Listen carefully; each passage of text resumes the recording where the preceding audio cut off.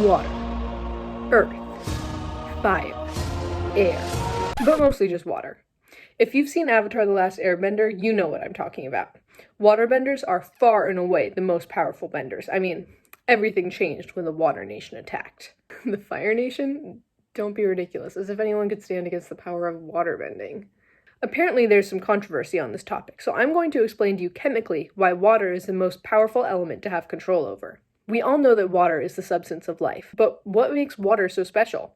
It has to do with the structure of the water molecule, and something called polarity. Polarity means that opposite parts of the molecule are oppositely charged. Think of a magnet. One side of the magnet is positively charged, while the other side is negative. When we point the positive side towards another positively charged magnet, they repel each other, but when I turn the negative side towards the positive magnet, they attract. The same thing happens in water molecules, but on a much smaller scale. The oxygen atom of the water molecules is slightly negative, while the hydrogen atoms are slightly positive. But why is water polar? The bonds between the oxygen and the hydrogen are covalent, which means that they share electrons between them. Oxygen and hydrogen aren't very good at sharing equally.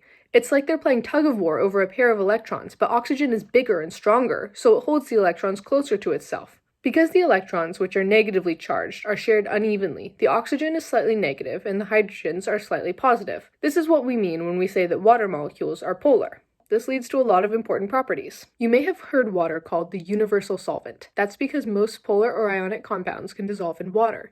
If we look at table salt, sodium chloride as an example, the negative oxygen atoms in the water molecules are attracted to the positive sodium ions, while the positive hydrogen atoms are attracted to the negative chloride ions, pulling them apart and dissolving the salt. In the human body, this property allows water to transport soluble compounds like nutrients and to be a neutral host for many different reactions. Conversely, nonpolar molecules can't dissolve in water, which is why water and oil separate. And when you have a molecule like soap that is polar on one end and nonpolar on the other, it can connect to both water and nonpolar molecules found in oils and microbes on your skin when you wash your hands. As a result of polarity, water also has a very high heat capacity, meaning that it takes a lot of energy to raise the temperature, because you have to add enough energy to counteract the pull that all those magnetic water molecules exert on each other. This means that water in the oceans and lakes of the Earth can contain huge amounts of solar and geothermal energy, which is a major factor in keeping the climate stable. Those are just a few examples. Water's polarity has lots of other cool effects, like surface tension, which is why this bubble of water can stay on this penny.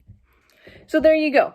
Polarity is a big reason why water is so important for life, and why having control over it makes waterbenders clearly the most powerful.